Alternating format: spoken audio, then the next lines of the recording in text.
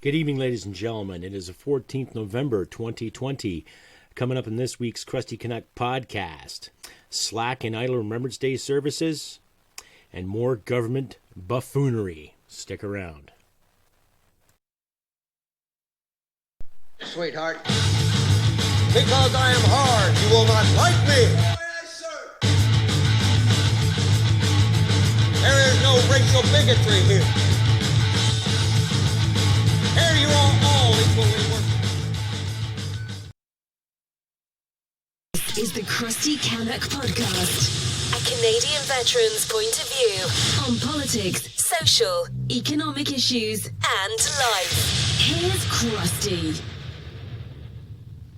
Yes, good evening, ladies and gentlemen. Your host, Crusty Canuck, here on this beautiful 14th of November 2020. To my veteran buddies out there and believers alike, let's hope our Remembrance Day this year was good enough, regardless of all the government lockdowns and other political BS that thwarted a lot of parades and ceremonies, all in the name of personal and public safety, whilst our leaders are gallivanting around the country as we speak.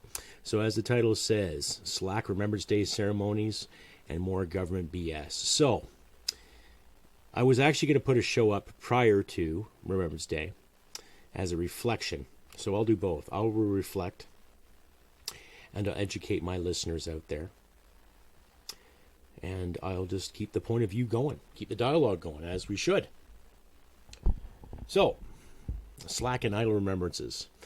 They had barricades around the Ottawa Cenotaph, so a lot of people could not attend. Just a few people, for the sake of television and remembrance. And of course, you have to get the token media element in there too, right? And have all the correspondents weigh in about the sacrifices that all our men and women have made over the past 100 or so years in regards to world conflicts. Now, I have distant relatives that fought in the First World War, relatives that fought in the Second World War, go as far back as the Boer War II, I believe, and I think I had a distant uncle that fought in Korea.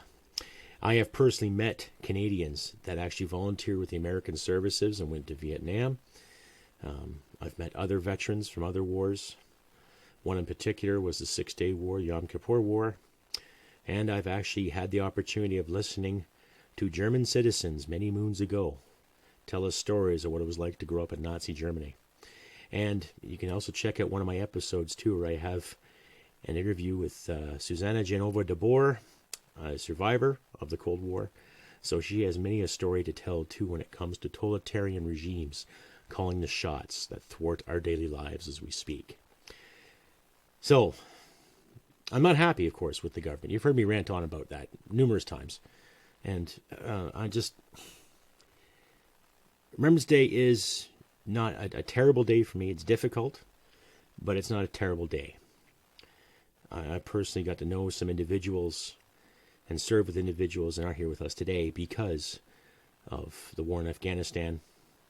And I do reflect, and I do remember, the courage, and I remember the mentorship and the leadership that I've had, that I was lucky to have some great leaders out there, and some leadership that wasn't so great for some not so great leaders out there too. And it gives me time to reflect and realize how lucky I am and how fortunate we are in this country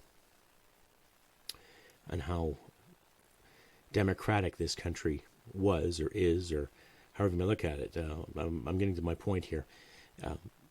We're taking a lot for granted.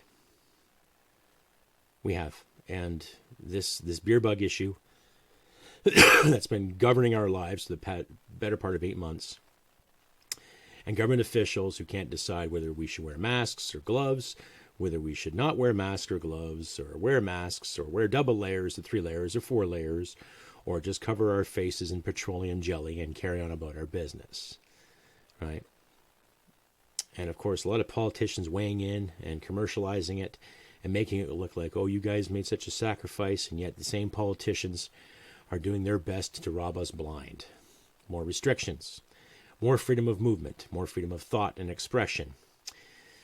More creeping socialist ideologues calling the shots when it comes to keeping us safe. And yet those same politicians are keeping certain aspects of the border open to let people come in and do what they please. And that's not a racist thing to observe, ladies and gentlemen. That's just a fact. Roxham Road is still rocking and rolling as we speak. People coming in, getting cabs from the American side, walking over to the Canadian side, being escorted into said facilities to be looked after. And I'll leave a link from Rebel Media there in regards to that too in my description. But, you know, restrictions in our movement, restrictions to go to the States, all these things about non-essential, what's essential, what's not essential, what's good enough to be open, what's not good enough to be open. And yet all the big chain stores can stay open as long as you wear a mask and walk a certain way and hop on one leg and pick your nose at the same time. While the mom and pop shops and all around the rural areas are getting shut down because people aren't allowed to move around. And yet Remembrance Day helped me reflect on the little guys like the mom and pop shops and little guys such as myself and people that work every day and go about their business and do what they got to do. And then they can't do it. Right? I'm sitting here in my office recording this, trying to stay calm. Because really, I'm livid. I'm fucking livid. Pardon my expression, pardon my F-bombs, but I'm just livid. It's, you know, with all the fiasco going on in the States now with the American election, and it looks like Mr. Biden might be the victor, you know, to my American listeners out there, but that's my speculation, you know. But it seems that our mainstream media keeps focusing on what's going on in the States, and they should be carrying on up here with the fact that our government, who does not appreciate Canadian veterans, never has, really, when you think of it, since 1968, the Liberal Party has not ever really cared about the plight of the veteran, or plight of the military for that matter. Right? They've made lots of false promises back in 2015. They made more false promises in 2016, 2017, and especially 2018, where Mr. Sock Puppet sat there and talked down to that poor veteran that had something to say. No money for clean water, no money for this, no money for that. Oh, you're asking for too much we can give. Yeah, there's lots of money to give the We Foundation, and there's proof because they want to burn the documents and, you know, they want to close Parliament down because of it. That spoke for itself, right? And now we've got all these officials and all these people weighing in on these models and everything and telling us that we're all going to be sick again and we're all going to get this again. And fear. More fear. Right? More bloody fear. And for what? Obviously, it's government control, ladies and gentlemen. It has nothing to do with keeping people safe. It has nothing to do with keeping people alive. It's controlling the herd. Right? And when I look back on Remembrance Day, I think, okay, part of me is saying, is this what I signed up to fight for? Is this what I committed my life to? Huh? You know, you sit there and you listen to the last post, and it put chills up my spine for a very good reason. And it also reminds me of the hardships and the bitter hardships that my grandparents went through during the Great Depression, and how their generation stepped up en masse to fight the evil Nazis and to fight the evil Imperial Japanese and enemies thereof. How the world got together to stop a common enemy. Right? And regardless of how you look at the world wars, regardless of who made money from it or not, a lot of people stepped up to serve their nation. In the name of freedom and democracy and everything else you can think of. And part of me thinks, was it worth it? Was my commitment worth it to the people I knew in Afghanistan, the people I served with that aren't here with us right now? Was it worth it? Based on some of the decisions that have been made on our behalf as the Canadian people? Huh? Makes you think, you know. Tell me what you think, CrustyBCanuck67@gmail.com. Or you can find me in Wimkin on Facebook and on Instagram. You can find me at Canun.com, Canun Video. You can also find me on MeWe. I'll add a link to that too. I want to reach out and say hello. Leave a comment or two here on the YouTube and Podbean respectively. Click like, share around, keep the algorithm going. Keep the viewership up. No, I'm just going over my subscribers today, and I'm at 6. almost 6,800 and change. Wow, thank you. Thank you very much to all my subscribers out there, people who have tuned in and listened and give me a positive response. And thank you, everybody who showed up to my live stream there the other night on Thursday. Thank you for coming out. Like I say, every 2 weeks I try to get a live stream up and running so I can reach out to my fan base and listeners alike. Ask me a question, get the conversation going, open dialogue, all that good stuff. And if you feel like donating, please donate. You can join my page on YouTube as well for $1.99 a month. That's $1.99. You can join my page and get an honorable mention every time I do a live stream and an actual round of applause. So really, for $2 a month, how can you go wrong, right? So consider joining today too. And if you don't want to do it that way, you can check out my Subscribe Star and my PayPal. I'll leave everything in the description, so if you want to subscribe and donate, you can. And please consider checking out my store as well at customizedgirl/Crusty Canuck for some new swagger. I've got t-shirts, I got hats, I've got drinking flask, I got mugs, I got travel mugs, I got swimsuits, I got underwear, you name it. It's there on the Crusty Canuck merchandise page. And I'll leave a link in the description for that as well. So carrying on back to Slack Remembrance, I just found that it just was rushed. There are stories from all over the country where some legions were open and others were on an invite-only basis, which kind of annoyed me too in regards to that. Invite, eh? Invite. So if I serve my country and pay my legion dues, I have to call to be invited to said festivities? Or I have to sign up prior notice in the name of safety? Gee, that sounds like applying for some kind of high school club when you think about it, which is kind of a slap in the face, don't you think? Hey? So any of you civilian legionnaires out there who call the shots for said legion, look at yourself in the mirror and give yourselves a slap in the face for being so bloody ignorant. Hey? I pay my bloody dues every year. I shouldn't have to wait to be invited. What kind of garbage is that? Huh? Not that I'm expecting an answer right at the moment, but I think you catch my drift. Like, why are you guys so political all of a sudden, too? And don't try to tell me it's in the name of public safety. What a disgrace. I say more reflection. I ponder what the future is going to be like. You know, I keep saying, keep your chin up. Do all this good stuff. And yes, I intend to. Well, I intend to keep my chin up and fight the good fight. Keep the dialogue up and running. And show you, my listeners, and my fans alike, there's a lot of Canadians out there who are not happy. A lot of brothers and sisters that did not come back from Afghanistan and other missions and peacekeeping missions and Korea, and World War II and World War I. The reason why we remember them is because so we don't have a conflict to that scale ever again. And to remember that the majority of the people that signed up were from farms, were from cities, from rural areas, small town this, big town that, all shapes and sizes. Right? And we have to acknowledge everyone who did commit this sacrifice. And every day I think about my time in Afghanistan. Every fucking day. I'm reminded one way or the other. Now, I'm not triggered. I don't snap and lose my marbles here. Right? I know people who have.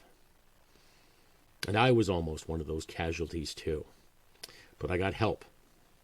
I reached out to somebody. And to this day, I still talk to people who need my help. And when I need help too. So if any of my veteran buddies out there are listening, I don't care if you're American, I don't care if you're Canadian, I don't care if you're British, I don't care who you are. If you want to talk, let me know. Just send me an email, crustybcanuck67@gmail.com. I'll leave links in the description how you can contact me too. We all need someone to talk to once in a while. Don't take the way out and just go full darkness. There is light. I know it because I'm living it. Right? It's kind of hard sometimes when you hear me talk with such depressing things, but there is a chance out there, ladies and gentlemen, for everybody. And we got to fight through this darkness that is being called the Canadian democracy right now. We got to fight through the bullshit. We got to siphon through the political garbage that's supposed to be called the House of Commons. And the House of Commons is supposed to represent the common folk, the common people. I guess you can say it's a glorified way of saying pub, public house, right? House of Commons. And yet, these officials keep talking down to us like we're peasants. Not commoners, but peasants. Right? And it's pretty well self-explanatory every time you turn on the mainstream media and you hear these guys talk and garb and garble and marble and flouse and blah, blah, blah. Over and over again. And I'm just itching to see some real leadership step up someplace and put an end to this frickin' malarkey that's called the parliamentary system. And have some people in there that want to be parliamentarians, that want to lead, that want to make the tough decisions, meanwhile being based in something we like to call common sense. Right? I guess that's few far in between. Right? But who am I to criticize? I'm just some crusty Canuck. I'm just some cranky old vet, right? Well, and this is the same government, not only put a halt to Remembrance Day, they wants to cancel Christmas too. How do you do that? Now, like I've said numerous times, I am not a religious person. I'm not involved with any church. I'm not involved with any religious organization. I was baptized as a child, but I found my own pathway at a very young age, and I keep religious thoughts to be debated. That's just where I stand. I don't care if you're Christian. I don't care if you're Muslim. I don't care if you're Jewish. I don't care if you're Buddhist. I don't care if you're pagan. I don't care if you're Wiccan. Go your light. Do your magic. Follow your heart's desires. Believe in what you want to believe. That is your constitutional right as far as I'm concerned, and I will fight for your right to do that. But then again, the moment you take a certain faith and you turn it into a tool of murder, we've got a problem. But you've heard me rant on about that enough times, too. But the point I'm trying to make is Christmas always brought good memories to my life, from the time I was a child to one or two of my teenage years, and to the fact that families get together and celebrate with food and drink and music and merriment, more women, more wine, that kind of thing. To constantly just enjoy the days, enjoy each other's company. And now we've got some sock puppet aficionado, commie in training, rich boy, spoon-fed, potato head farmer telling us what we might have to do in the name of Christmas. So we have to cancel Christmas. No more canceling holidays. Let people go about their business. Let people move around. Let us start bringing some more joy into our lives again. And quit screwing around with us. To my listeners and followers alike, if any kind of legislation comes down where they can't have Christmas, well, fuck that, and drive to see your family, fly to see your friends, and enjoy yourself. Okay? And if any cop comes knocking on your door saying, how many people do you have in this dwelling, then you throw some cranberry sauce at him. Or you invite him in for dinner. Choice is yours. The last thing a cop wants to do is work Christmas Eve and hand someone a ticket for, not social distancing. But there's probably a few officers out there who would get their jollies out of it nonetheless. Anyway, I'm just saying, use common sense, folks. Once again, stand our ground. And do what we have to do to get rid of this dogma that's called safety, right? To me, safety on a job site is where you wear a hard hat and have a belt to wear in case you have to, have a safety line of some sort, or proper glasses around machinery, hard sole boots, steel toe boots, all that good stuff, safety equipment. I don't believe that you're going to be infected if you stand beside somebody. I don't believe you're going to be infected if you mind your own business, right? Especially when I want to close all these small businesses down for the sake of, safety, and yet all these other big businesses can flourish as long as you wear a mask. Well, I keep my mask on me just for the sake of, avoiding any crap, because I don't want to deal with any crap when I want to go shopping. I want to go in and out, mind my business, and carry on my way. But even that little action is being thwarted as we speak, too. Okay? There's an interesting story that came out of True North Media there. One of the reporters, Leo. I'll leave a link in the description there, talking about the climate contradictions as well. How the cabinet likes to promote do as we say and not as we do again. All these aficionados taking limousines and flights of fancy and charging the taxpayer more money. It's recently just discovered, too, that Miss Julie Pillette, the Governor General herself, the war witch, because apparently she was terrible to work for, recently had renovations done in Rideau Hall that cost the taxpayer roughly $520,000. What kind of renovations are those? Really? Now, I've seen Rideau Hall. It's not that huge of a palace, to be honest with you. It's like a small little tiny mansion, if you want to be technical. But $500,000 in renovations. That's quite the ticket. Right? Even Patty Haydu, when she was the Minister of the Status of Women, she had $800,000 handed to her to renovate her office. $800,000 to renovate an office. Gee, it must be nice, eh? Wow. Got to keep that status up there. Yeah, make everything perfect and peachy. Yeah, whatever. But I think you see where I'm going there, ladies and gentlemen. It's turning into a real shit show, right? And like I said, Wednesday I was thinking pretty deep and hard. Was it worth it? Was it worth it? Stepping up, serving the military, stepping up, going overseas, carrying that radio, carrying that rifle on my sidearm, and those grenades, those magazines, stepping into the battle against the Taliban, listening for orders in the net while watching my arcs, hearing the battles and gunfire and the smell of smoke, the heat, the smell of shit, and everything else. I look back, was it worth it? You tell me, CrustyBCanuck67@gmail.com. Or you can find me on Wimkin. You can find me on Instagram. You can also check out my Facebook page, too. Add a comment or two. Every time I download and record a video or an episode, it usually goes there first. So you might get first dibs on that as well.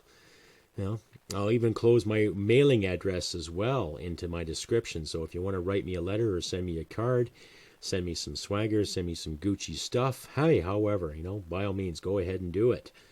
We all like to appreciate some nice mail from other people once in a while, other than bills and reminders of how much we owe again.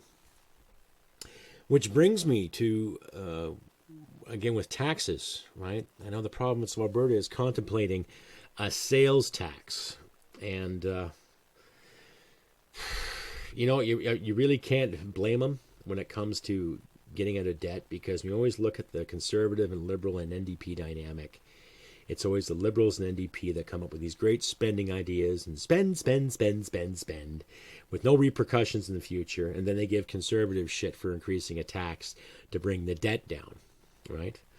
Just hanging out like what the Liberals are doing with their so-called, spending fiasco, right? Let's increase another tax. So we got the carbon tax, and we also got the clean fuel tax too, plus the GST on that rail. So isn't that nice? And then people are up in arms because the Conservatives here want to put together a PST of some sort to bring things down a bit. Well, that's the dynamic you vote for. When you vote for a party 1 minute that wants to spend all this money on fairy farts and unicorn horns and unicorn shit alike, that's what you're going to get in return. And then someone comes up with the idea saying, okay, well, in order to save more money, we have to charge more for something. So whether you're an economic major or not, the tax seems feasible to get things down again. provided that the provincial and federal governments alike don't keep spending, you know. But you can't spend yourself in prosperity. We all know that, right? And here's a special message to an email that I got from some commie kid there about 4 days ago, prior to Remembrance Day, okay? He confessed that he was 23 years old, had his history degree, and told me I should get some better information when it comes to economics. And yet he was promoting the proletariat as if he was Jesus Christ turning everyone's water into wine. So basically I told that little shit, I said, if you had any understanding of the economy whatsoever, you would not be a socialist or a communist. And I reminded him, you're not entitled to what I work for. So, needless to say, I never got a response, which is good, because that email came at a time where I wasn't just really feeling very good. You know what I mean? So, and I blocked him, so I don't have time for sidestepping or toe dancing and any kind of commie fucking rhetoric. Any totalitarian rhetoric for that matter, ladies and gentlemen. You know, we can sit here and talk about fascism and communism, but they're both really two sides of the same coin. One's for the fatherland and one's for the leader. You know, one is praising the land you're from, and the other one's praising the leader that's supposed to govern you. And they're both totalitarian. They're both over-controlling people and telling people what to think and what to do. Right? So I don't give a fuck if you got a degree in history.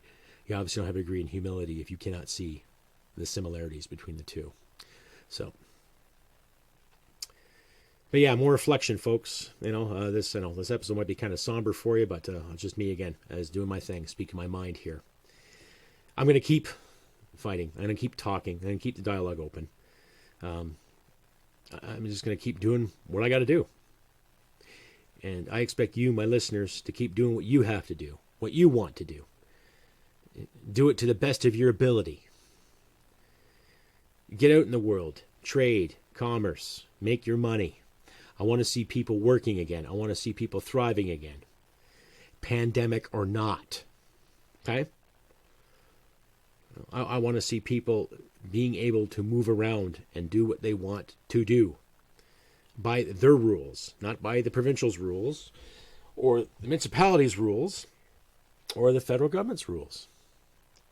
Which reminds me, too, that Justin, of course, is blaming the provinces for not cracking down enough on the firearms issue because of what happened to that poor little boy in Toronto there a few days back, which I mentioned in my last episode.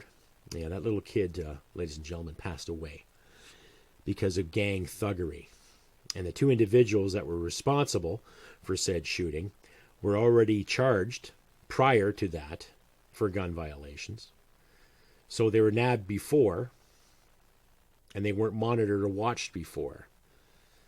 And yet, according to said government, i.e. Bill Blair and Trudeau and Miss Freeland and all the, potato farmers alike, sitting around calling us criminals because of that.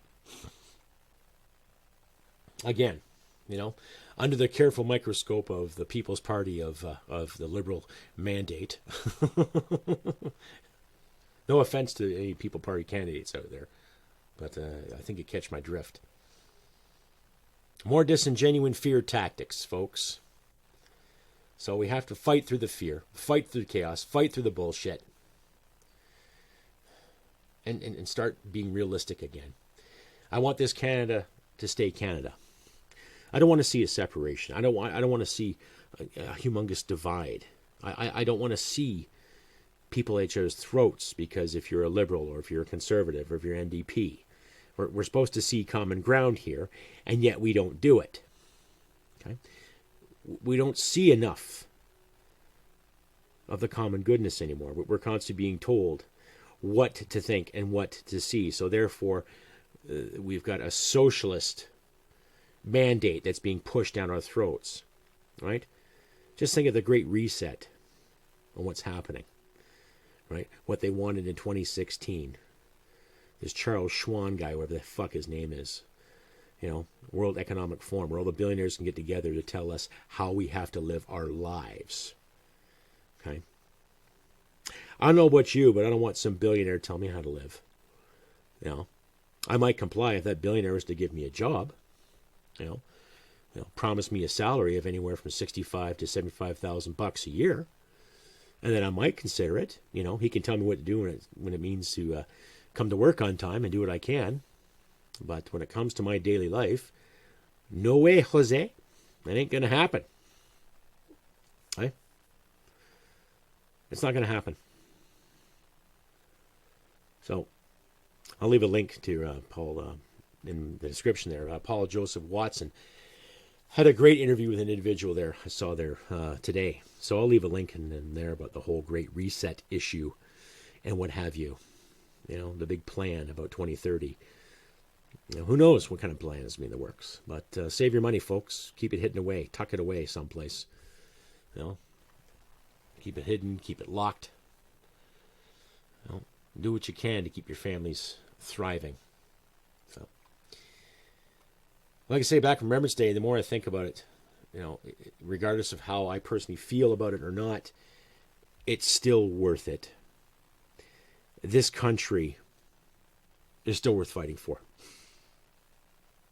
My family is worth fighting for. My wife is worth fighting for.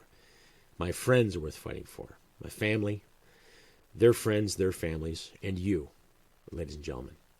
You are worth fighting for.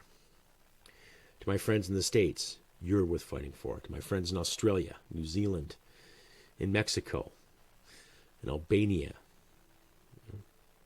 in Bulgaria, and other countries that I've seen people have downloaded my work, you are all worth fighting for. Peace, freedom, and security.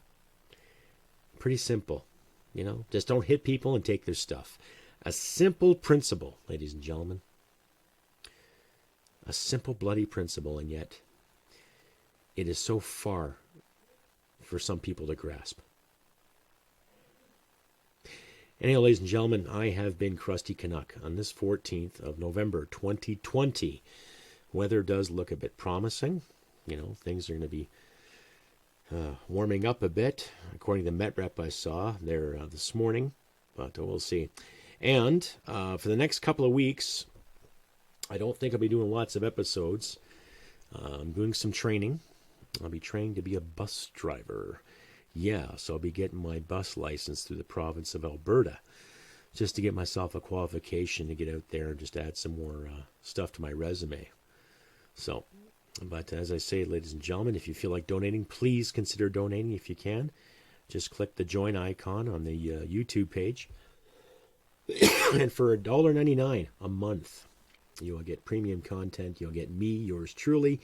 And every time you tune into a live stream, you'll get a round of applause, a literal round of applause, and an honorable shout out there too. So for $2 a month, how can you go wrong? Right? Plus, if half of my subscribers would give that, I would be well on my way to getting some great content up there and running for you. I have plans to make this podcast even bigger and better, and other plans too to make a comedy channel. So get some improv comedy, some character sketches and what have you too. So there's a novel idea I'm working on as well. So if you donate, not only do you help me financially, but you help me create some better product in the near future. So keep that in mind, ladies and gentlemen. As well as the hockey jersey is being designed as we speak. I've talked to my designer. He's given me some ideas. We're still working out some final tweaks, so stay tuned to my community page for that, for updates on the jersey. And do not forget to please check out my Crusty Canuck merchandise at customizedgirl.com/Crusty Canuck. And you can get yourself a t-shirt, a mug, a hat, a swimsuit, pair of shorts, and other additional items with the Crusty Canuck logo. And if you do buy yourself a coffee mug, 50% of the money made from that coffee mug will go to the Veterans Association Food Bank in Calgary, Alberta. They're a great bunch of people. They help veterans out. They shovel driveways and walkways. They build sedgeways and walkways for vets in wheelchairs, and they're a great pillar of the community out there in Calgary, Alberta. So please give them a shout. And if you do donate $25 or more to them directly, they will give you a receipt. So come tax time, cross your fingers. Let's hope that the government doesn't take a chunk of your change because of your kind donation. So anyhow, folks, like I said, I've been Crusty Canuck on this beautiful 14th November 2020. And as I always say, look after your friends and your loved ones. Do what you can. Like I say, we keep our chin up. We will keep our chins up. We'll persevere. Fight the good fight. Live to see another day. Live to see another great future. Stand tall, stand proud. Right? And remember, humanity and merit wins the day. I'll see you next time. Take care. Sweetheart, because I am hard, you will not like me. Yes, sir. There is no racial bigotry here. Here you are